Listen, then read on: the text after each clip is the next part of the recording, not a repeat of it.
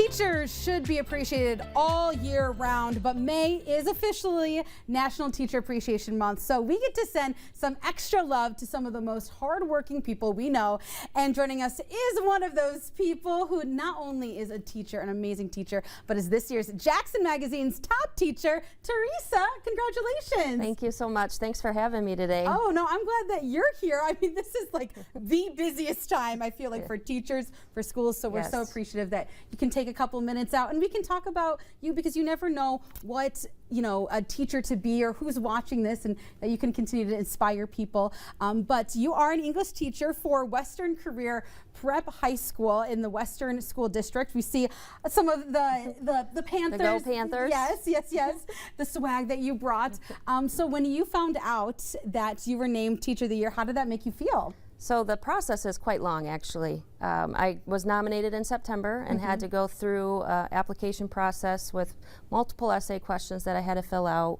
And you know, I had to have in-room observations done. And in March, they arrived at my school with a big surprise, a cake and an announcement, and my family was all there. And it really was such an honor. I was very surprised. I'm not surprised easily, and this was a tremendous surprise for me. So. Well, that's so special, and I'm glad you're able to share this moment with your loved ones in a place that you probably spend more time at sometimes than at home. So that's amazing. So I did want to take us back, you know, back to see where you wanted to, like, how you wanted to get into teaching as well. Is this something that you've always wanted to do, or when did this kind of click to get into education? I think in my heart I have always known that I wanted to teach. Third grade really stands out to me. I had a fabulous third grade teacher who made learning exciting and fun and very personal. And I grew up in an educational family, so I'm a third generation English teacher actually. So just being able to see my parents and you know, my grandparent, and see them get to establish their profession in education, it just was, I knew something that I wanted to follow in the footsteps of. Yeah, and it's in your blood too, and you're able to kind of have these moments and memories that you can reflect on with your family as well, and they can share experiences. How special. Yes. It's absolutely amazing that you're able to continue this on. Now, there is a good quote I did see that it says, when one teaches to learn. So I have to ask, obviously, I know you teach a lot to these students, but what have you learned from your students over the years? A ton. In my banquet, my Teacher of the Year banquet, I talked about how the teachers, or the students, have taught me so much when I'm supposed to be the one teaching, right? Yeah. And so I think the biggest thing is just grit and determination, strength and resilience. I mean, you know, the stories that they have, they're all different. Each individual has their own story and what they can bring to the table. And I think, you know, they really have just taught me about strength, resilience. I mean, and allowing me to show compassion, you know, and them having empathy and showing compassion back. So.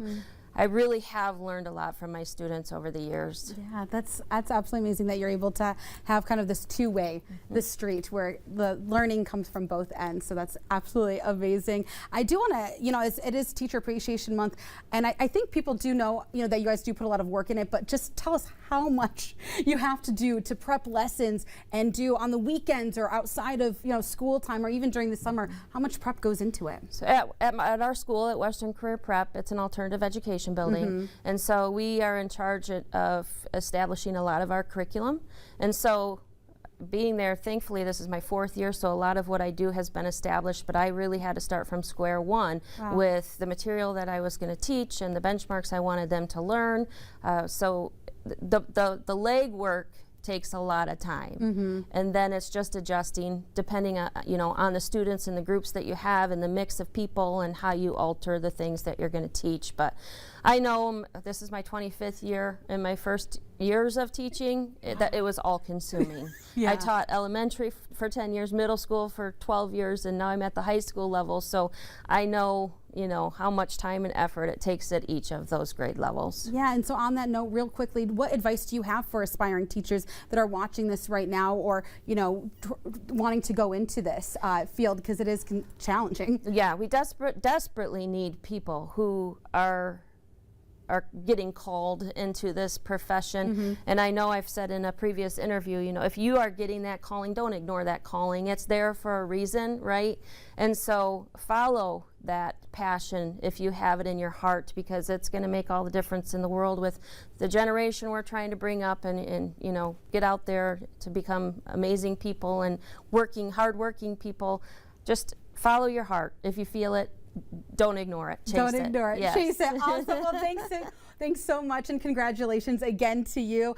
Keep up the amazing work. Hopefully you can relax after you guys end school next week, but we are really appreciative for you taking your time coming in here, and hopefully people are also inspired by your great words. And go Panthers, right? Yep. Go Panthers. All right, but you guys at home, don't